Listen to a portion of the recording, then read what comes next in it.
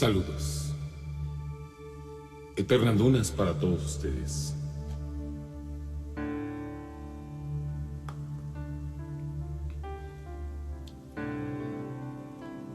Si en Occidente mismo hemos tenido la oportunidad bastante afortunada de conocer autores que no son frecuentes, imagínense cuántos nos faltan de conocer de otras latitudes. Oriente, por ejemplo. Yo recuerdo que por causa de mis estudios tuve que sumergirme un poco en la lectura de lo que es la factura del teatro No y el teatro Kabuki, así como también el arte del bunraku, que viene a ser no otra cosa en este sentido, sino el arte de las marionetas que se emplean para lo que es el teatro. Prácticamente, pues, varias personas manejan una sola marioneta en un fondo oscuro. Las personas visten de oscuro, y aunque evidentemente estamos viéndolas durante la representación del espectáculo y durante la manipulación de la marioneta, estamos en claro que la representación se hace a través de esos que encarnan momentáneamente a un personaje.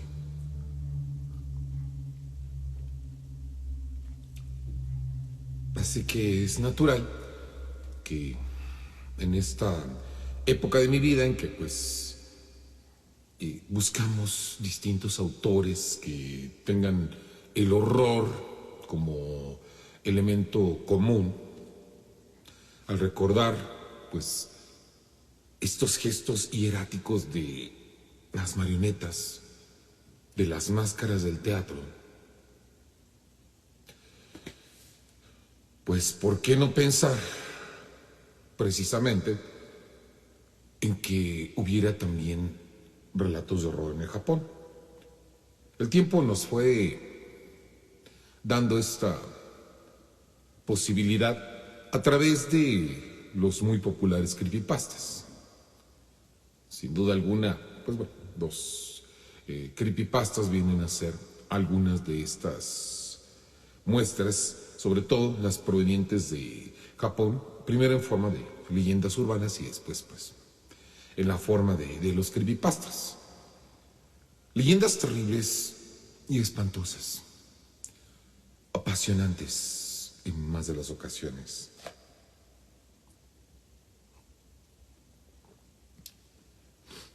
Inclusive pues algunas he tenido la oportunidad de comentarlas en este espacio.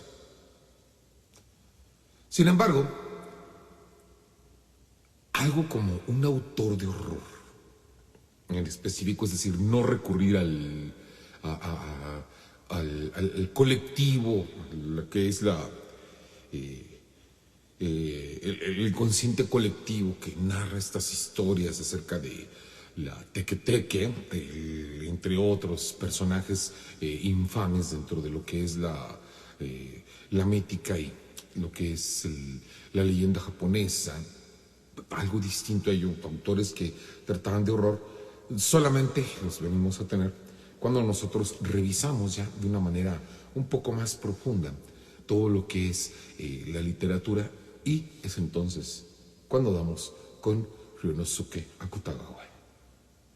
Ryunosuke Akutagawa, nacido en Tokio, Japón, el 1 de marzo de 1892 y fallecido en el mismo lugar el 24 de julio de 1927, como ustedes notarán, por causa de la brevedad de su existencia. Fue un autor al cual la fatalidad nos lo arrebató de manera muy pronta, y fue precisamente por causa de la inestabilidad de este autor en cuanto a sus emociones, en cuanto a su psique, que finalmente pues tuvo la desdicha de suicidarse con barbital. Una pena, pero evidentemente creemos que independientemente de lo que nosotros podamos decir, las decisiones que a veces toman algunas personas, tendríamos nosotros que conocer perfectamente el trasfondo para poderlas entender. Y en el caso de Akutagawa, no tengo la más mínima idea.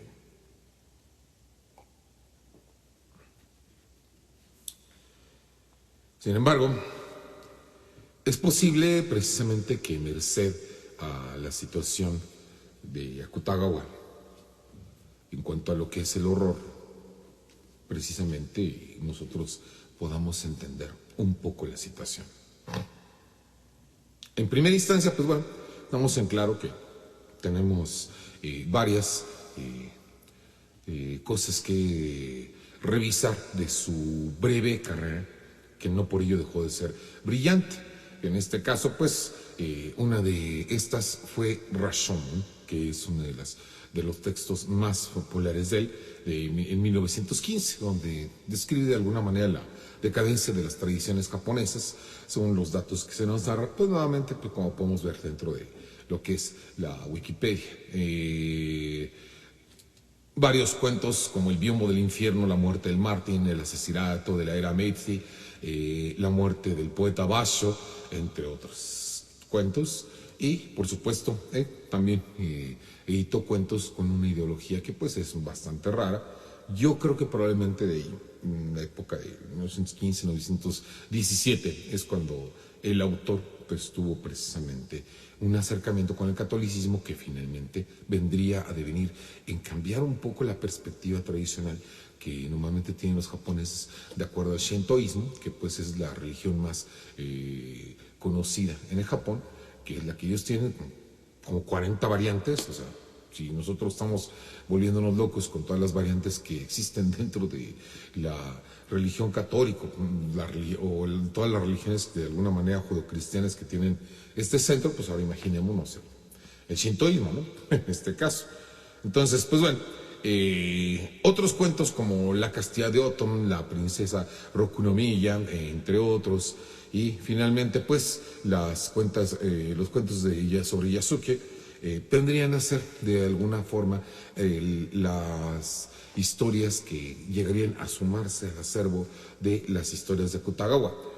Ahora, algo que yo siempre he notado de las historias japonesas es que tienen una riqueza muy importante, ya que aunque parezcan estar narradas en un tono más bien folclórico, en un tono más bien reposado, por decirlo así, hasta cierto punto, un tono y un aire más dentro del pasado, pero finalmente pues un autor cuya característica fue recuperar mucho de lo que es el Japón feudal, no deja de tener por ello gran complejidad y una forma muy específica de desarrollo que seduce y llama la atención. La historia es algo larga, que por supuesto, como siempre, pues vamos a recomendar. Y, por supuesto, en el texto se nos habla precisamente de que, pues ya, hacia lo que viene a ser, pues, de alguna manera el desarrollo de este autor dentro del texto de hoy, que es llamado Un crimen en el bosque. Vamos nosotros a ver algo muy interesante. Toda la historia narra el mismo evento. Entonces estamos hablando de un autor que, pues bueno, para este cuento, que es de los que pertenecen a la época de 1917, nos presenta una variante narrativa muy interesante. El mismo evento se narra varias veces, pero lo narran distintos personajes. Al ser varios personajes los que están narrando la historia, nos vamos a dar cuenta, precisamente, de la manera tan compleja en cómo Akutagawa logra traernos a través de las distintas versiones las situaciones que nos van a conducir al horror. Aquí, por ejemplo, vamos a tomar una parte de lo que es el relato narrado, al parecer, en este caso, por el primero de los testigos de este evento. En este caso es un leñador que dice lo siguiente. Sí, señor, es verdad. Fui yo quien encontró el cadáver. Esta mañana, como de costumbre, salí a cortar leña y encontré al muerto en el bosque que está detrás de la montaña. ¿El lugar exacto dice usted? Pues a unos 150 metros de la carretera a Yamashina. Es un lugar solitario, poblado de bambúes, con algunos cedros entre ellos. El cuerpo estaba tendido de cara al cielo. Vestía un kimono de seda violeta, con un estilo Kyoto. Atravesaba su corazón una herida de katana y las hojas de bambú que lo rodeaban estaban teñidas de rojo. No perdía más sangre en ese momento. Creo que la herida estaba seca. Un tábano de tan pegado a ella ni siquiera notó mis pasos. Que si vi una katana o algo parecido, no vi nada de eso, señor. Solo encontré una cuerda junto al tronco de un cedro cercano al cadáver y sí, también había por ahí un peine cerca de la cuerda. Eso fue todo lo que vi. Al parecer el hombre luchó antes de ser asesinado porque las hierbas y las hojas estaban bastante pisoteadas. No, señor. No había ningún caballo cerca del lugar. Es un lugar inaccesible para esos animales y está separado de la carretera por un bosque de bambúes. El tono, como ustedes alcanzan a ver, pues es un tono muy serio. Un tono, pues, más narrado dentro de un cuento clásico, de otro modo, pero pues está describiendo un hecho terrible, ¿no? Encontrar un cadáver. Entonces, la forma de empezar a plantear el horror empieza muy claramente con este autor, con este Akutagawa, Milady. Eternas lunas para ti. De una manera, también saludamos respetuosamente a Caen Seth Phoenix y le deseamos también a sí mismo eternas lunas. Por supuesto, gracias por estar en esta transmisión en donde estamos rindiendo pues un recordatorio de autores que usualmente no conocemos pero que también formaron parte del horror. Y pues bueno, el caso es de Ryunosuke Akutagawa, que estamos leyendo una parte de su cuento Crimen en el Bosque.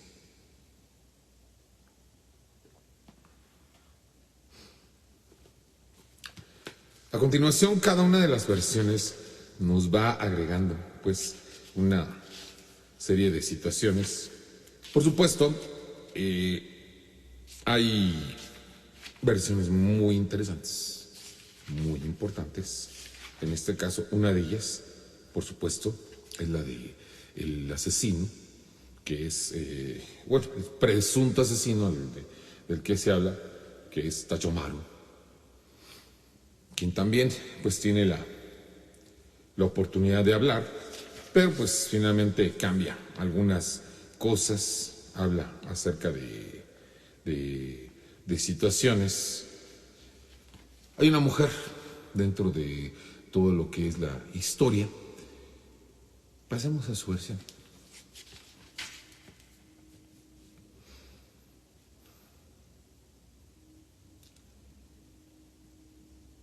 Ella iba acompañada de su esposo y bueno,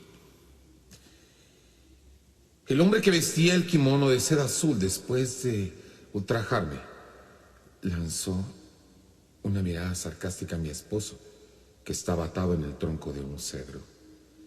¿Qué humillación habría sentido mi marido?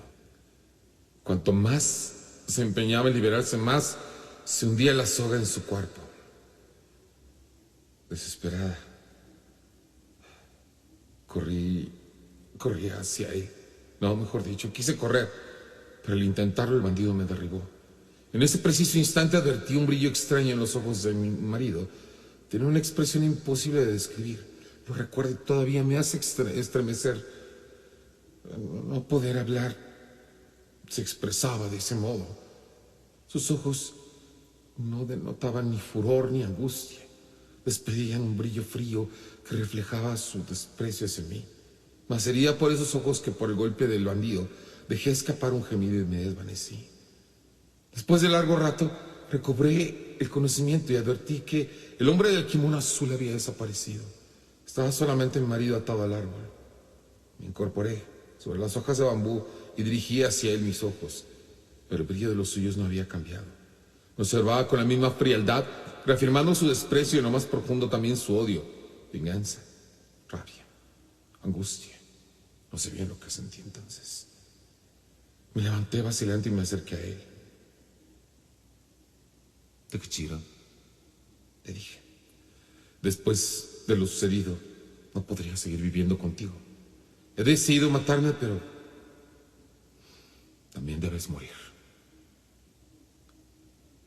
¿Viste lo que me ha hecho? No puedo dejarte vivir.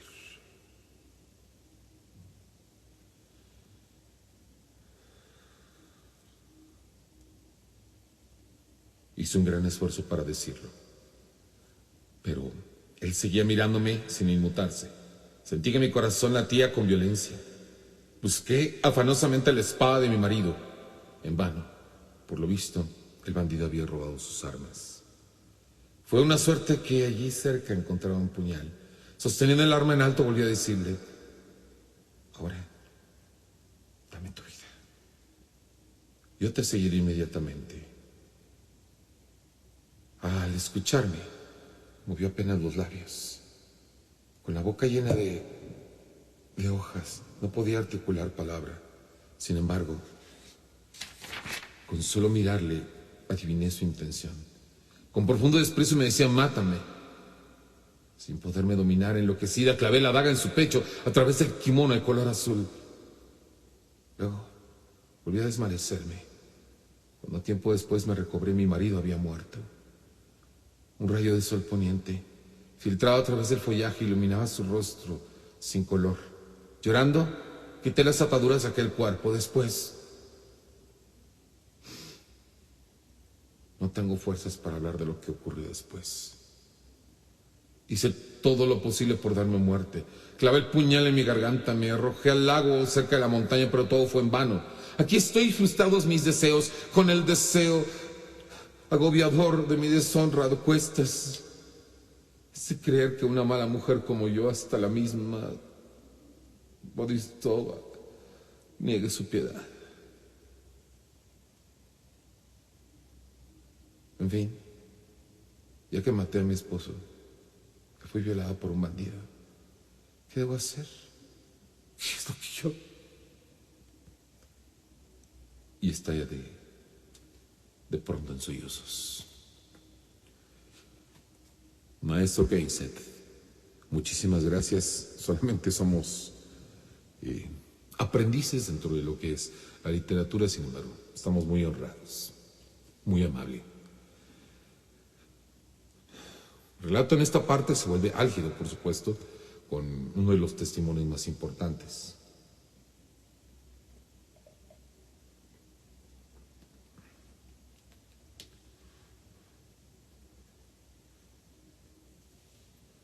Sin embargo,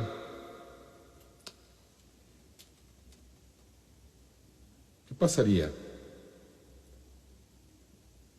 si nosotros tuviéramos como último testimonio la posibilidad de convocar al muerto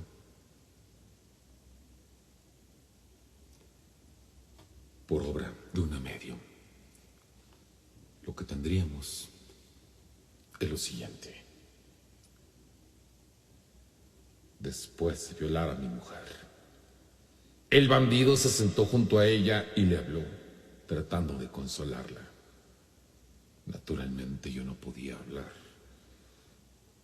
Estaba atado al tronco del cedro, amordazado. Sin embargo, intentaba decirle con los ojos una y otra vez, no confíes en ese canalla, es mentira todo lo que dice. Pero ella, sentada sobre las hojas de bambú, con las piernas encogidas, se miraba las rodillas con obstinación. Esa actitud me hizo suponer que estaba escuchando las palabras del hombre. Los celos me torturaban.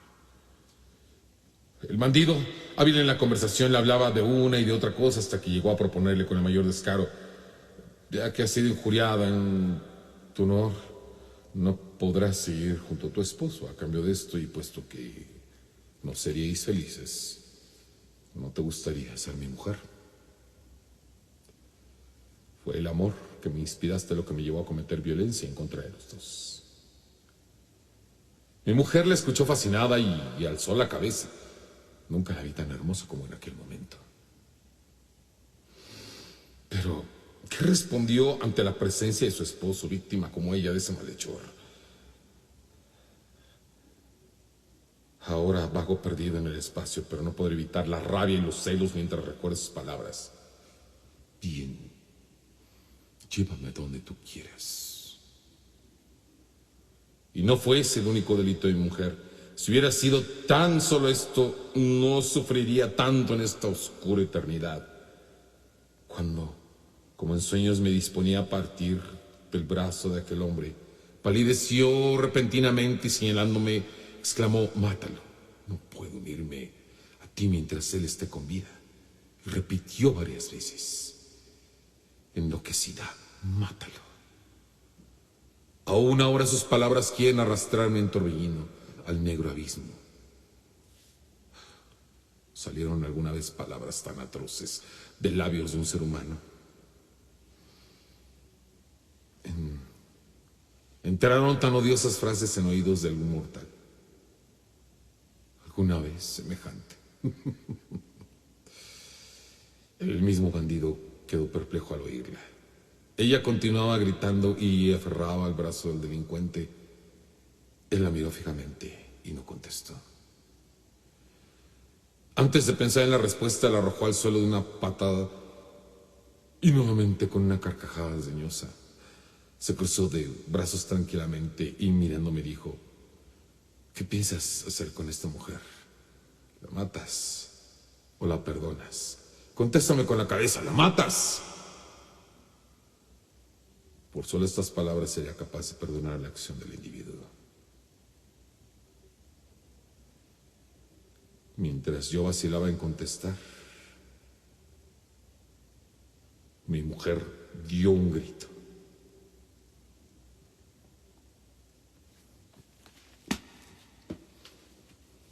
Y creo que estamos seguros de la razón por la cual interrumpí la lectura en este momento. Un crimen en el bosque, Ryunosuke Akutagawa. En la descripción del video en vivo, ustedes van a tener la información para poder buscar esta historia, buscar el cuento. Es uno de los de las historias de Akutagawa que está traducida al español. Bueno, ¿cómo no recomendar un talento que pues ya vieron que no solamente se meten las emociones humanas de una manera muy profunda, que describe toda la situación como si un escenario que ya habíamos nosotros visto, que es el asesinato de un hombre, no pudiera cambiar, de repente empieza a cambiar por obra de todo lo que va escribiendo Akutagawa. Realmente, pues, estimamos que un talento tan sorprendente como que, pues, en alguna ocasión, en una de las múltiples antologías, Borges y Bioy Casares lo incluyeron como uno de los autores clave, uno de los autores importantes dentro de lo que es la literatura fantástica de los relatos breves.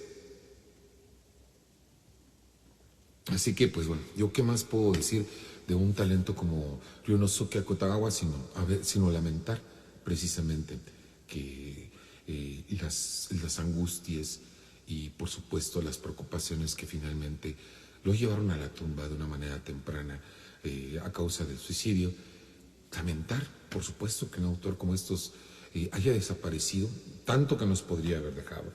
Si nosotros, evidentemente, pues tenemos hoy a un Haruki Murakami, sin duda alguna, se debe porque antes hubo algunos autores como Ryunosuke Akutagawa y algunos otros que pues no conocemos, algunos he tenido la oportunidad de leerlos. Yo no los cito ahorita en memoria porque también la otra gran dificultad que tenemos es precisamente pues los nombres de estos autores. Es a fuerza de estarlos leyendo, a fuerza de estarlos conociendo, que uno finalmente pues logra familiarizarse con los nombres. Pues bueno, evidentemente el de Kutagawa, además de ello, pues obviamente se familiariza uno con el tipo de escritura que tienen, y por supuesto se aficiona uno a ello por causa de la lectura de los cuentos de horror.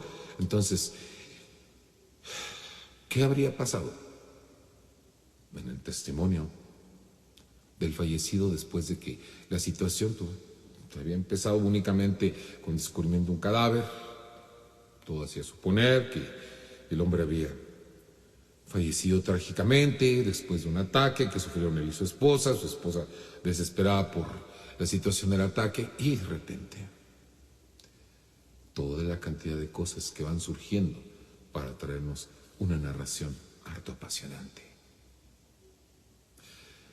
Pues bueno, ese es Ryunosuke Akutagawa, esto es Los Libros del Cuervo, y pues una vez más el agradecimiento a todos nuestros amigos que nos siguen a través de estas transmisiones en vivo. Recuerden que yo los volveré a ver el miércoles cuando tengamos la oportunidad, debido a que el día de mañana tendremos un episodio más de lo que es los libros, las leyendas del Cuervo.